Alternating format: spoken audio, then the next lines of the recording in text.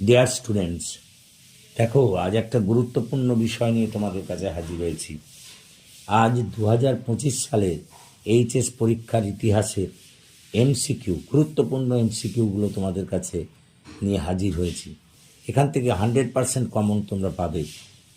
তো এসো আর দেরি না করে আমরা শুরু করি প্রথম থেকে। 1 নম্বর, স্মৃতিকথা হলো উত্তর জনশ্রুতি।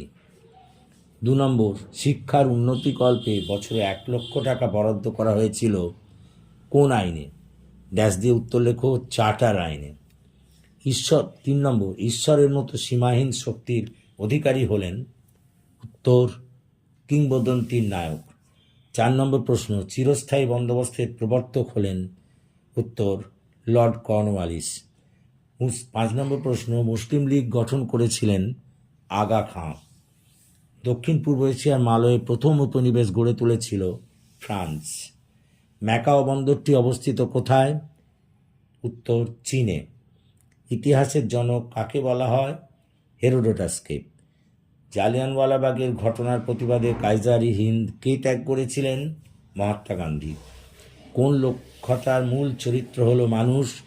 কিংবদন্তির। ইলিয়াড ও ওডিসি মহাকাব্য কে রচনা করেন? হোমার। ভারতের লৌহ মানব কাকে বলা হয়? সর্দার বল্লভভাই প্যাটেলকে। গ্রিসের অন্যতম কিংবদন্তি চরিত্র হলো কোনটি? হারকিউলিস। আধুনিককালে পাশ্চাত্যের সাম্রাজ্যবাদী দেশগুলি সবচেয়ে বেশি উপনিবেশ স্থাপন করে কোথায়? এশিয়া ও আফ্রিকায়। রাওলাট কমিশনের অপর নাম কি? সিরিশান কমিশন। রাষ্ট্রসংঘের উদ্যোগে কোরিয়া সমস্যা সমাধানের লক্ষ্যে গঠিত অস্থায়ী কমিশনের চেয়ারম্যান কে নিযুক্ত হন? কেপিএস মেনন। ভারতীয় সংবিধান কার হাতে স্বেচ্ছাধীন ক্ষমতা প্রদান করেছে? রাজ্যপালের হাতে। মায়ানমার ও শ্রীলঙ্কা কবে স্বাধীনতা লাভ করে? 1948 সালে। The background of international relation গ্রন্থটির লেখক কে?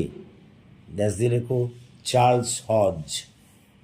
মুসলিম লীগের প্রথম অধিবেশন কোথায় বসেছিল? করাচিতে।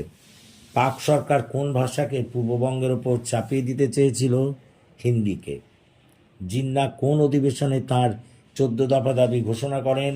দিল্লি অধিবেশনে। বক্সারের যুদ্ধ কাদের মধ্যে হয়? ব্রিটিশ ইস্ট ইন্ডিয়া কোম্পানির সঙ্গে মীর কাসিম, সুজাউদ্দৌলা এবং দ্বিতীয় শাহ আলমের মিলিত শক্তির সঙ্গে 1764 সালে। দেখো, আশা করি তোমরা বুঝতে পেরেছো এই কোশ্চেনগুলির উত্তর, এবং এগুলো খুব ইম্পর্টেন্ট, ধরে নিতে পারো এখান থেকে তোমরা কমন পাবেই। তো যদি তোমাদের এই ক্লাস ভালো লাগে তাহলে প্লিজ এই ক্লাসের কথা তোমাদের বন্ধুবান্ধবদের মধ্যে শেয়ার করো এবং এবং লাইক করো, কমেন্ট করো, আরও বেশি করে শেয়ার করো। যারা এখনও আমার এই চ্যানেলকে সাবস্ক্রাইব করোনি, প্লিজ সাবস্ক্রাইব মাই চ্যানেল। আমাকে এগিয়ে আসতে সাহায্য করো যাতে আমি তোমাদের আরও বেশি করে কাজে লাগতে পারি। So that's all for this day. Thank you for watching and listening. Please comment, share and subscribe to my channel. So have a good day.